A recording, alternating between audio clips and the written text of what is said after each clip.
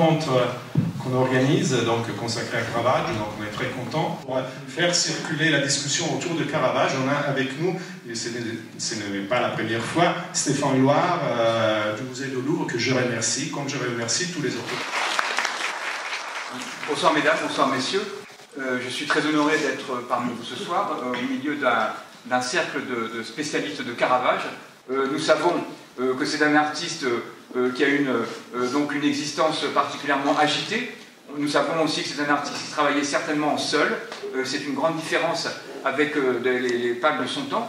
Mais c'est également un artiste qui a très vite suscité une vogue incroyable, aussi bien auprès des collectionneurs, des amateurs que des peintres qui, pour beaucoup, eh bien, ont cherché des peintres présents à Rome, qui, pour beaucoup, ont cherché à imiter ses créations et ont tenté sont efforcés de s'en inspirer pour reprendre une véritable thématique nouvelle qui avait été en quelque sorte mise au point par Caravage grâce à quelques compositions fameuses, et aussi surtout peut-être à essayer de s'approprier son usage si personnel, si particulier de ce qu'on appelle le naturalisme caravagesque, qui est donc un élément de style qui a littéralement bouleversé l'histoire de la peinture, donc au début du XVIIe siècle. Les discussions entre spécialistes de Caravage sur la chronologie du peintre, sur les attributions de ses œuvres, restent très vives, et grâce aux spécialistes qui sont là ce soir, eh bien, nous allons certainement pouvoir bénéficier des derniers états de la recherche donc, sur l'œuvre de Caravage. Volevo iniziare parlando appunto della mostra dentro Caravaggio. Je vais commencer par vous parler de l'exposition. Che è aperta adesso a Palazzo Reale, appunto a Milano, e che nasce dall'idea di presentare al pubblico quelli che sono stati i due filoni di ricerca di Caravaggio avviati nel 2009 in occasione del quarto centenario della morte di Caravaggio, avvenuta nel 1610. Donc je voulais tout d'abord vous parler de cette exposition au Palazzo Reale à Milan, qui a lieu en ce moment, et vous parler de l'idée première qui nous a poussé à présenter au public deux axes de recherche qui ont mené à cette exposition. Le premier, qui date de 2009, qui était le 4e centenaire de la mort du Caravage, qui est advenu en 1610. Le due principali filoni di ricerca sono stati: il primo, un filone documentario che ha portato alla revisione di tutti i documenti che sono conservati presso l'Archivio di Stato di Roma. Alors, il y a donc deux filons de recherche. Le premier, c'est la révision des éléments documentaires qui ont été retrouvés auprès des archives de Rome. E l'altra invece, appunto, come ha ricordato Stéphane, sono la ricerca sulla tecnica esecutiva di Caravaggio, avviata invece dalla Soprintendenza di Roma sulle 22 opere ancora a Roma di Caravaggio, a cui per la mostra sono state aggiunte altre 13 che non vengono da Roma.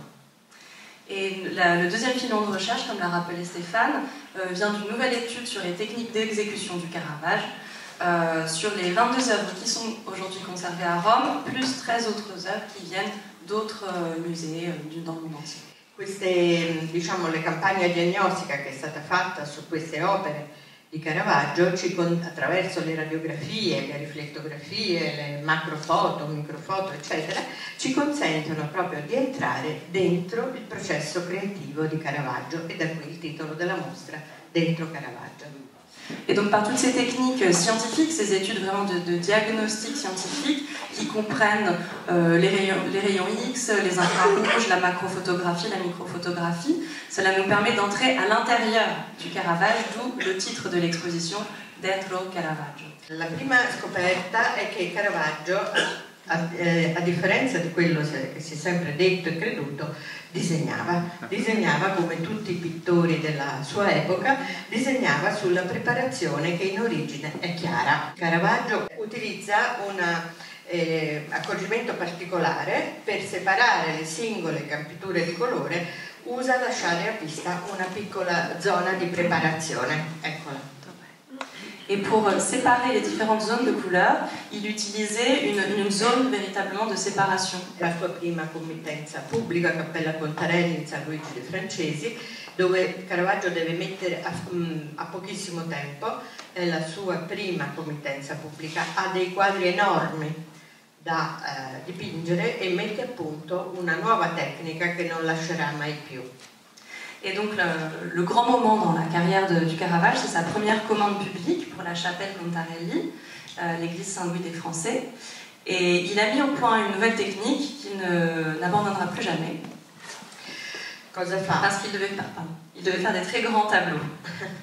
La preparazione diventa scura e su questa preparazione scura lui imposta la composizione con delle incisioni ancora più, diciamo così, articolate di quelle che aveva fatto fino al momento, ma soprattutto lui utilizza la preparazione per realizzare le parti in ombra e le parti in, diciamo, in penombra. Di fatto dipinge soltanto le parti in chiaro raggiunte dalla luce. Donc cette technique se base sur une préparation en après qui est de couleur sombre, auquel il ajoute quand même des traits, une composition plus précise par rapport à ses œuvres de jeunesse, mais surtout cette préparation qui est très sombre lui permet de réaliser uniquement les... Enfin, il se sert de cette préparation sombre juste pour faire les parties dans la pénombre et dans l'ombre. Et il ne va peindre que les parties des corps qui sont exposées à la lumière ou à demi exposées à la lumière. E nelle opere successive aumenta anche il ruolo della preparazione al risparmio, vedete in verde. Par la suite, dans son travail, dans toutes les œuvres qui suivront, on verra encore plus de cette technique dont on parlait tout à l'heure, où il ne peint que les morceaux clairs des personnages. Guardate questa opera che ha eseguito a Malta, guardate, è più preparazione che altro. Par exemple, là, on voit que tout le vert, c'est l'après sombre du tableau, et le reste, ce sont juste les parties éclairées. Donc c'est une technique qui s'appelle à l'économie. E questo anche è l'ultimo suo quadro conosciuto del 1610, il martirio di Sant'Orsola, dove vedete appunto com'è. On peut voir ici son tableau Le Martyre de Sainte-Ursule de 1610 et vous pouvez voir aussi à quel point la préparation foncée est présente. Et je vais passer tout d'abord la parole à Giovanni Carreri, revendique une approche qui n'est pas celle du connaisseur. Donc c'est une démarche qui est évidemment assez différente de celle de beaucoup de spécialistes de Caravage à l'heure actuelle. Il y a une démarche qui s'attache, si j'ai bien compris, davantage aux significations des compositions, au formalisme de l'œuvre de Caravage. Il va nous en dire davantage, mais il va nous en dire davantage, j'espère, en nous donnant ses impressions sur l'exposition de Milan. Voici la Judith de Toulouse qui a fait coller beaucoup d'encre. L'attribution à Caravaggio est discutée. J'ai eu la chance d'être invité au Louvre pour la voir, pour voir les tableaux de vrai, à côté d'autres tableaux du Caravage. Je ne suis pas un expert, donc je ne peux pas attribuer quoi que ce soit, je n'ai jamais fait ça, mais je me suis dit que ces tableaux étaient intelligents, qu'ils pensent bien. Donc un tableau, il y a lieu de poser toutes sortes de questions quand il a été peint. Est-ce que c'est vraiment du Caravage? Il y a une question qui, pour beaucoup d'historiens de l'art, est subsidiaire, c'est-à-dire qu'est-ce que ça signifie, comment ça signifie. En deux mots et très rapidement, qu'est-ce que c'est que ces tableaux? C'est une histoire de sexe et de boisson qui finit très mal. Le sexe était seulement promis, la boisson a coulé et Holoferne a été décapité par l'héroïne Judith. Ça, c'est une chose qu'il faut considérer, donc apparemment on ne la considère pas vraiment, mais enfin, c'est une histoire assez trouble. Il y a une nuit qui ne s'est pas bien terminée, et il se passe des choses dans ces tableaux qui sont plutôt étonnantes. Alors, une bonne manière d'aborder un tableau, c'est de voir quels sont les éléments les plus incongrus.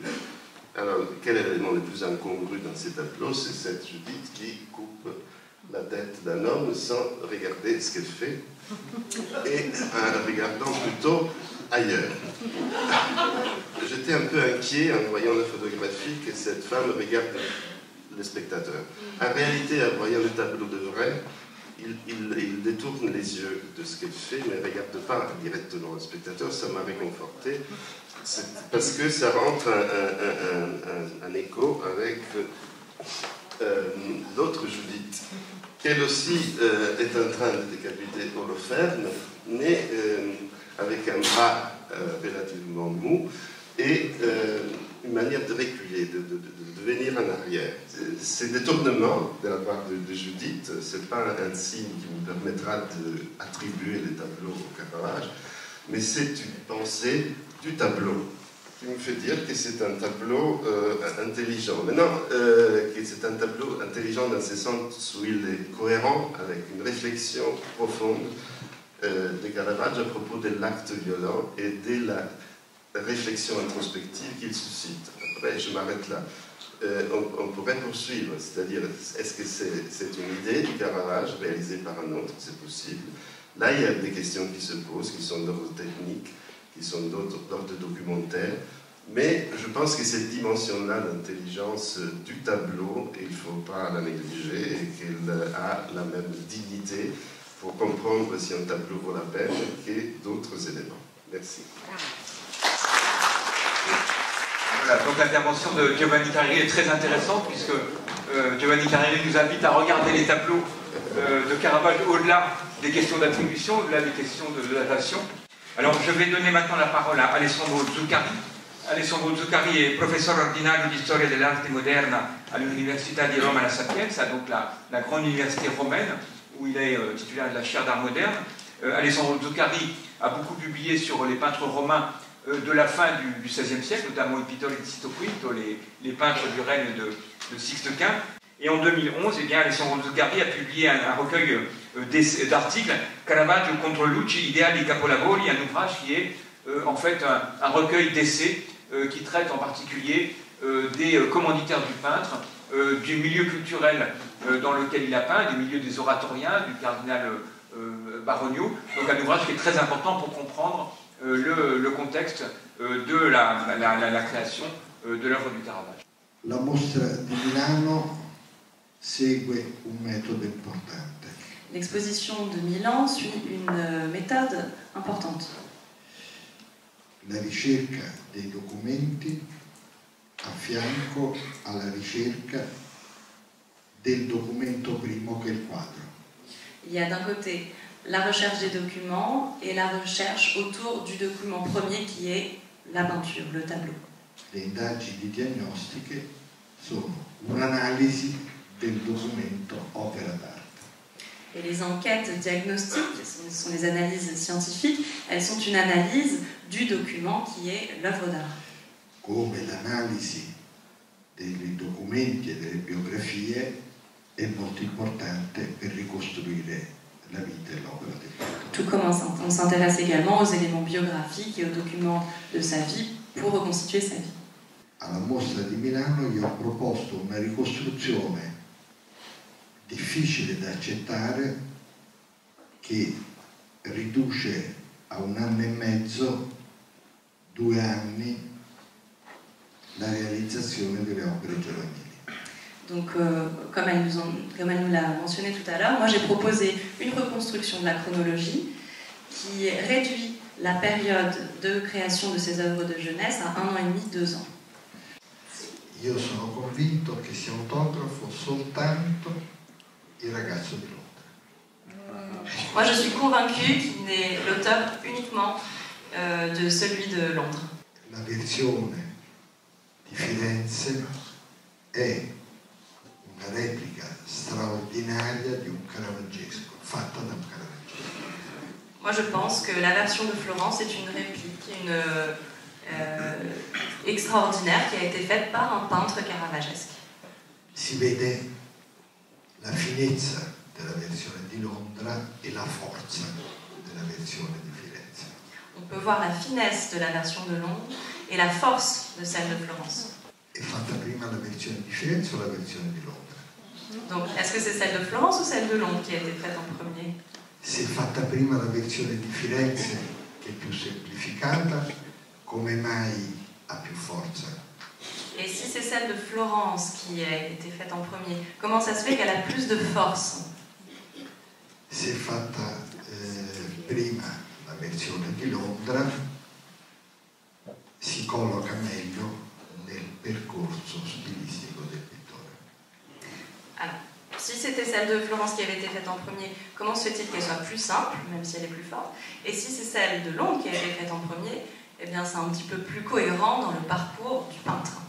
Esiste un'altra copia a Roma del ragazzo morto da un ramarro che ha un particolare interessante. Il y a une autre version à Rome du garçon mordu par un lézard qui a un autre détail intéressant.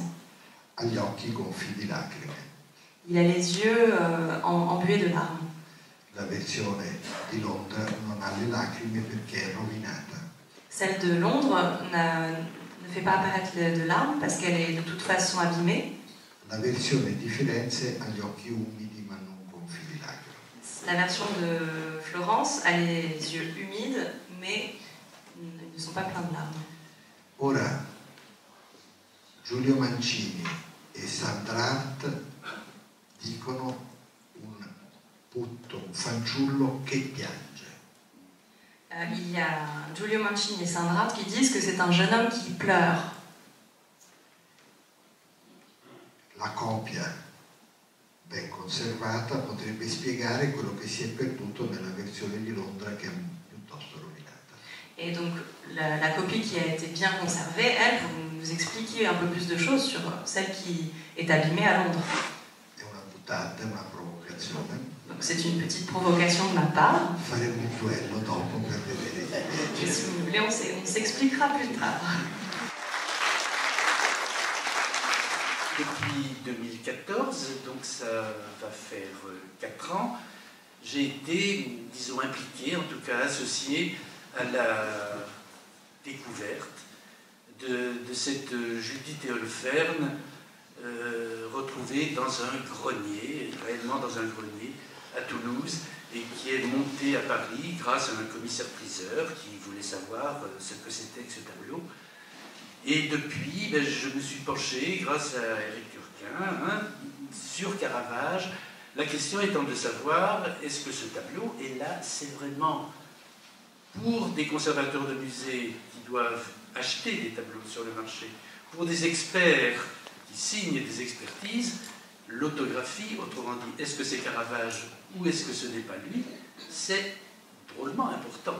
Je n'ai pas tout de suite fait la relation parce que je ne la connaissais pas avec une autre version, une copie bien connue qui est dans la littérature sur Caravage, qui appartient à la banque Intesa San Paolo à Naples, tableau considéré jusqu'à présent généralement comme la copie d'un Caravage disparu. Et la dernière monographie de Mina Gregori, grande dame s'il en est des études caravagesques, publie dans le catalogue de l'œuvre de Caravage le tableau de la banque de Naples comme la copie d'un Caravage disparu. Ce tableau de Caravage, Judith Eolfern, on sait qu'il a existé. S'agit-il du tableau de Toulouse ou non? C'est la grande question. Moi je suis convaincu que oui, puisqu'il y a des documents de 1607 Caravage est à Naples, des documents de 1607 disant que 2 tableaux de Caravage sont à vendre, un tableau représentant la Madone du Rosaire et un tableau représentant Judith Eolfern. On sait ensuite ce que devient la Madone du Rosaire, elle est achetée par les souverains d'Autriche, et je vous l'ai dit au Consistorichesse. Judith Eolfern, on ne sait pas ce que le tableau est devenu. Réapparaît ce tableau. Est-il ou non de Caravage? Il y a, ce n'est pas la peine de faire des listes, il y a ceux qui sont pour, parmi lesquels des gens travaillant dans les musées, donc qui considèrent qu'ils n'ont pas le droit de se prononcer, ça complique un petit peu les choses, et d'autres qui sont décidément négatifs. Ma conviction est totale, et je répète, elle est partagée par des gens qui ont beaucoup plus publié de façon formidable sur Caravage. Il y a des tableaux pour lesquels le consensus est fait immédiatement. Il y en a d'autres pour lesquels le consensus des historiens d'art a mis 20, 30, 40 ans à se faire sur certains tableaux. C'est peut-être ce qui se passera avec ce tableau. Merci à tous.